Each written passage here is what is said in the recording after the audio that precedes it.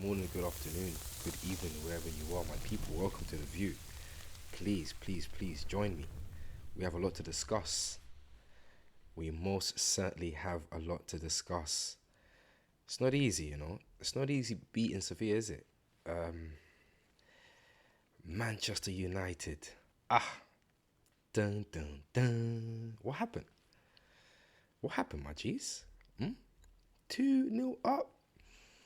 Everything is looking rosy. Everything is looking nice, and then all of a sudden, it's gone tits up. This brother here was performing best performance in a United shirt, I would say. Took his goals very well. Everything was looking amazing at the theater of dreams, and then what actually happened? Like, someone needs to somebody needs to help me understand what happened. Sevilla and two own goals. Please drop a like on the video. Please subscribe. Um, Man, when it rains, it pours, isn't it? When it actually rains, it pours. Maguire. Did you guys see that goal? Who scores an own goal like that? Listen, it's very unfortunate. I'm not gonna, but it had to be him, innit? It just had to be him. And it just gets worse and worse and worse for this guy. Harry Maguire's late on goal came after he replaced Rafael Varane at halftime. And Eric Ten Hag is coming under a lot of scrutiny. Listen, overall, I think he's done a good job. I think some of the stats that you see, will back that up in terms of, I saw a stat this morning. First 50 games, it's got a good conversion sort of output in that respect. I think it's 35 wins in 50 games. And, he's definitely got Manchester United more structured, playing well. All of the things I've said before, if you've watched my previous videos. If you haven't, please go and watch those videos, guys. But there are a lot of moments, there are a lot of games, there are a lot of situations where, you see the frailties, you see some of the old negative aspects of Manchester United, which clearly he's still got to work on. And I think Maguire's time is definitely done. This guy is the captain, effectively, the main captain, the official captain, but he's had a turbulent time, and he's been always under the cosh. He's been scrutinized here and there. Listen, people might disagree with me. Might agree with me, but I think at Leicester he used to play much better, and that's why Manchester United effectively, looked at him and bought him and took him to United. But it's just been absolutely nightmarish for him, scoring an own goal, which made Sevilla equalise. It was like it's like he's, I think he could have reacted better. I'll be honest with you. The ball comes at you fast, but it's like his positioning, it just looks all wrong. It's like he was watching the ball, as the attacker is going to header it, where instead of, he should have been trying to actually intercept that ball. He should have been trying to block that ball, but it comes at him so fast that he's not able to adjust. And, well, he makes an adjustment, but it's the wrong type of adjustment, and the ball goes in. But when it rains, it pours, man. It's a bit to took his goals well, as I said. Eric Ten Hag, he kind of messed up with the subs. I definitely agree with a lot of the things that I've been seeing online. I don't think he should have bought off Bruno Fernandes, but we've heard that he said something along the lines that the ref or the officials were telling him, look, it's very likely that these guys are going to get red carded because of the way they're moving, so he decided to take them off. Injury problems as well. This guy here, Lisandro Martinez, getting injured. It was quite comical the way how his international teammates were carrying him off the pitch. I'm sure you guys would agree with me. So they've got Martinez injured, Rashford is injured. It's not looking too good, man. It's not looking too good. Malaysia's scoring an own goal as well, conceding 2 own goals in the second half, and that's gonna hurt my man. That's gonna definitely hurt my man. Ten Hag, he needs to get a grip. He needs to understand that the the the concept of you playing at home and having a 2-goal lead and letting that go. We had a 2-goal lead at Anfield, but that's Anfield. They came back. I do believe that That Xhaka incident contributed a lot to the crowd being really really up for it, and pushing the team on and so forth. We've spoken about that anyways, but yeah, we didn't concede a 2 goal lead at home, and if we done that this season before, we haven't done it at home where we've scored 2 goals and lost even in Europe. I don't think we had a record like that, and our European record has been shocking. I won't cap, I won't lie. Yeah, man. Listen, let me go to Twitter. Let's see what the Twitter sphere is saying.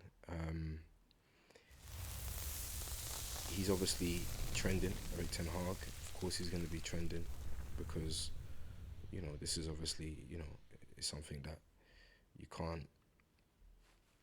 Manchester United, you can't really get away from in a sense. It is. I wouldn't say they bottled it, but essentially they bottled it. So yeah, so that's that. Let me move on to some fresh news. Let me move on to some gossip. Actually, I'll go to Twitter afterwards because there's some interesting bits and bobs. As you can see here, looks like Bayern Munich is now entered the race to sign Harry Kane. I don't think he's more or less looking at leaving the country. I think it's more or less a case of him wanting to stay in England, and if that's the case, Manchester United is still at the forefront of getting Harry Kane. But Bayern Munich looks like they're targeting him, and by all intents and purposes, I think they're gonna get rid of Mane. They're gonna move Mane on, especially after the incident, with Leroy Sané. Let's watch this space, but it looks like they're about to test the resolve, as you can see here, for Harry Kane. Liverpool, Chelsea, Manchester United interested in signing Brighton's Argentinian midfielder Alexis McAllister. And I'll be honest with you, like McAllister is somebody who I think to myself, how come we're not being linked to him, or how come there's not more sort of rumours about Arsenal potentially looking at him? There's been little gossip here and there, but nothing concrete, and I associate that to the fact that I think Arsenal actually want Caicedo, from Brighton. The next player we'll take will probably be Caicedo or Matoma, and this chap here will end up going to somewhere like a United, or maybe even, who knows, a Chelsea, or potentially Liverpool as well. I do think Liverpool will potentially go for somebody else, but you never know. I think Arsenal are serious about Declan Rice and Caicedo. I think that those are the two that I feel as though Arteta will probably say, you know what, green light. Let's see if we can get them. If we can't, then we'll move on to other targets. So yeah, Real Madrid are ready to make a new bid for England defender Reece James. This was an interesting one. Daily Mail reporting. Of course, this is just gossip, but imagine that, Real Madrid getting Reece James. Chelsea will most certainly not want to sell Reece James. I can most certainly tell you that. They're one of his he's one of their main players, and starting lineup and stuff like that. England international, we know, like they like to keep hold of their England internationals. But yeah, who knows? When Real Madrid come calling, then Real Madrid come calling. It's as simple as that. Julian Nagelsmann is still being linked to the Chelsea job. I think he's had contact with Chelsea's board, as you can see here, and there is some sort of communication there. You never know. Listen, I don't think Lampard, as much as he wants to stay on, and as much as he's gonna try to stay on, I just don't. He just doesn't have the capacity. You just don't have the capacity, big man. Get yourself a nice little box at Stamford Bridge. You can be in and amongst the whole club weekend, but I don't think you're good enough to manage Chelsea. At least not anywhere, not anytime soon. It's 16 games. Last 16 games managed 13 defeats. Like, that's crazy. Like, what? For Chelsea to be a permanent Chelsea manager, and this is why they're clearly still having conversations with, the likes of Nagelsmann and probably other managers here and there. Barcelona expect Chelsea to make another attempt to sign Brazil winger Rafinha, 26, this summer. I think Chelsea need to unload players. I don't think they need Rafinha. What difference does it make when you got somebody like Modric coming in, what are you gonna do? Like, how are you gonna incorporate all of these guys? Rafinha will probably want to stay at Barcelona. He wouldn't want to go to Chelsea, considering all the competition and all of the players that are there and stuff like that. I doubt it. Leeds United's 23-year-old French goalkeeper Meslier is a target for Chelsea. He wants to quit the West Yorkshire club in the summer, even if they avoid relegation. He's been alright. He's a good little young keeper. Meslier, I like the way he plays. I like the way he kind of applies his trade. And listen, you never know. Chelsea, I think it's a step too far for him at the moment. I think he should be targeting a slightly more sort of lower sort of step at this point in time. He's still got a lot to learn. He's still got a lot to sort of go through. But yeah, you never know. Chelsea's goalkeeping situation is not the best as well, with Mendy being in no man's land and Kepa sometimes producing good performances and at times producing poor performances. You never know. We're still, of course, being linked heavily to the young midfielder. What's his name? Ryan Gravenberch as well. That's something that I'm seeing each and every time. Somebody's going to grab him. It looks like Bayern Munich want to let him go as soon as humanly possible, or maybe it's just his agent advertising or agitating, sorry, for a move. But yeah, we'll watch that space as well. Cristiano Ronaldo's Al Nassr side are targeting Zinedine Zidane or Jose Mourinho as the next manager after sacking Rudy Garcia. That's mad. Al Nassr has sacked Rudy Garcia, clearly, and now they're targeting Jose Mourinho or Zinedine Zidane. They're not playing games, they just throw money, and they at the situation, and they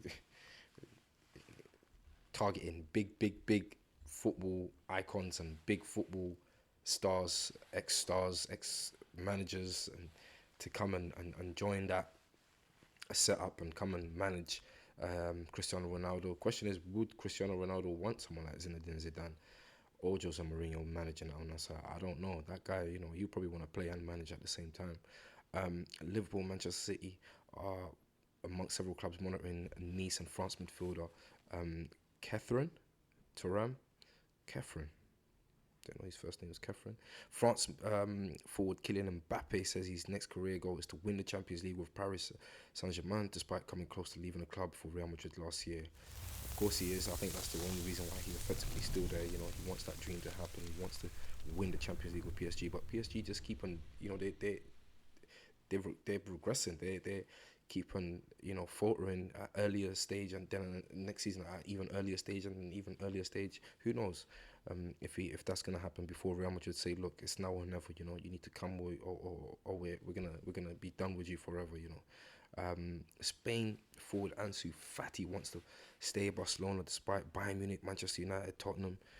I think he'll be alright. I think he will stay at Barcelona. Ansu Fati, I like him. He's a good young player, a solid future ahead of him. You just need to kind of control the injuries a little bit more and apply his trade and try to really nail down a starting berth in that Barcelona setup.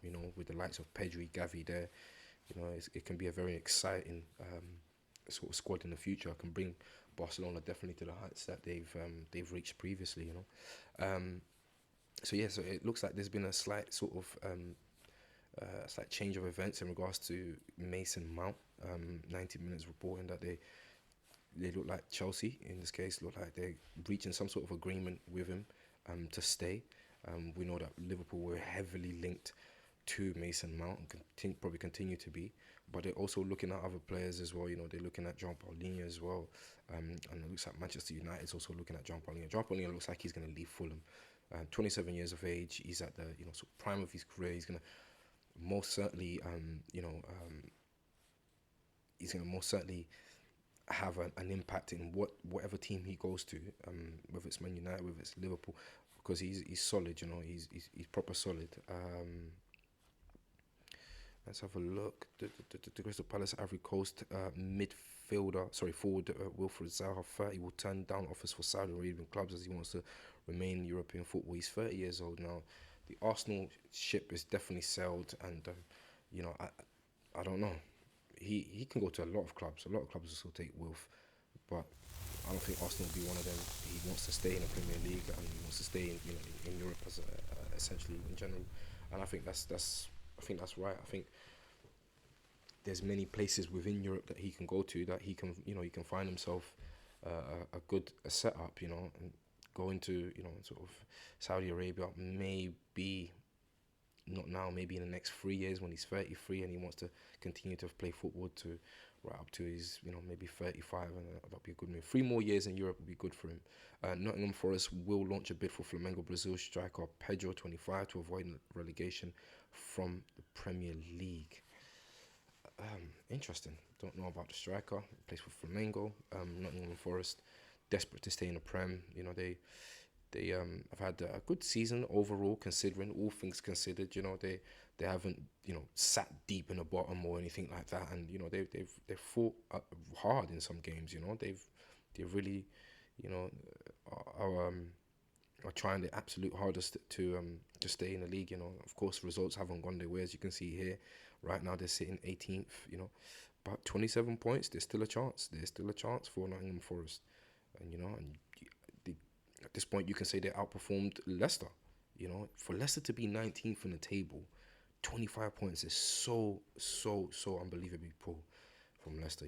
It's incredible. Like, these men were fighting for European places even under Brendan Rodgers. Like, what happened? Can anybody explain to me? If I happen to have a Leicester fan bumping into this video on YouTube, please write down a comment, drop a like on the video, and explain to me what has happened to Leicester this season, man. It's unbelievable.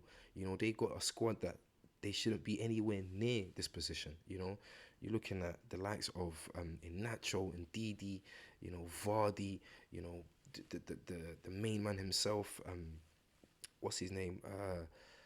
The midfielder, I can't remember his name now, but the English guy. They've got bare players, man. I know their keeper is not the best. What's his name? Ward.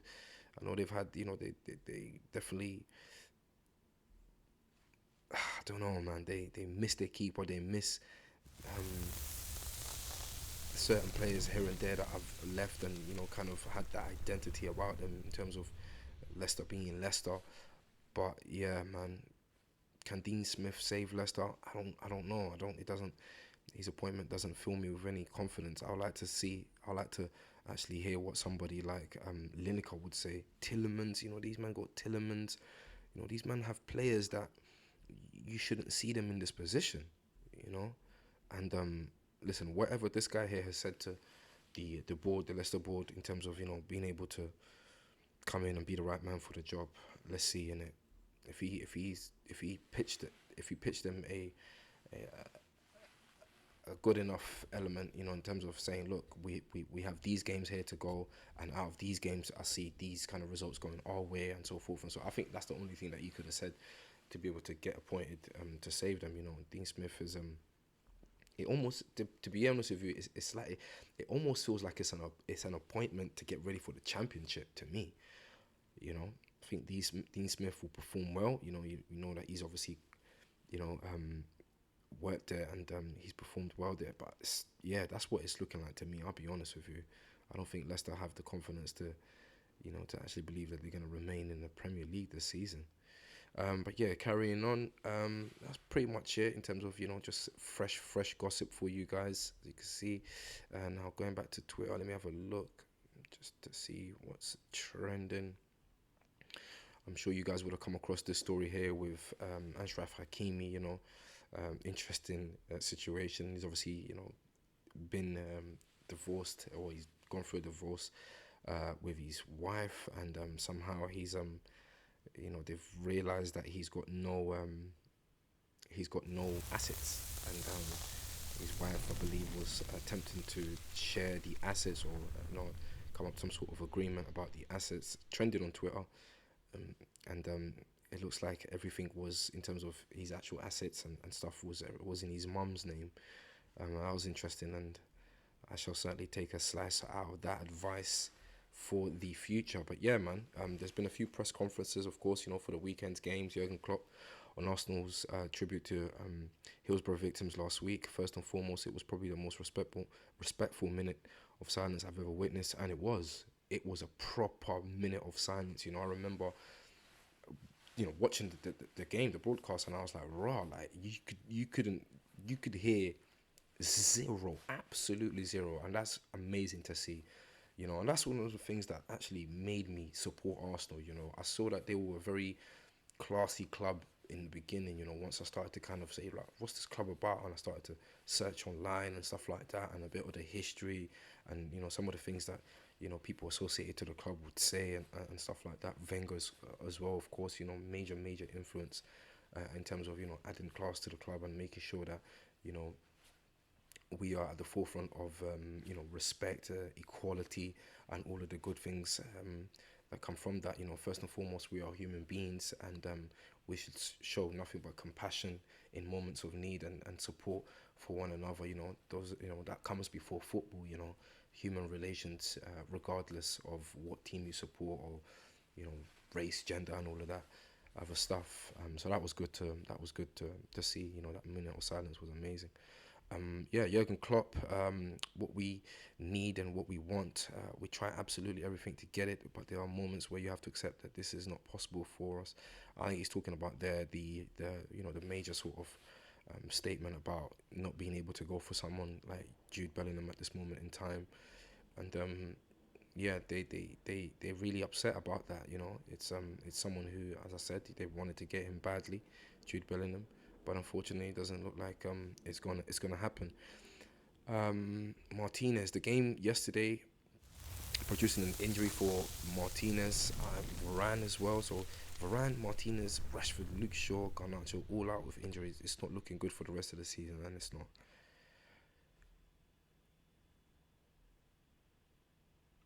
It's not looking good at all, people. 85 minutes. Look at that. 85 minutes. They were still 2-1 up, and they can see 2-2. Can see the goal at Old Trafford.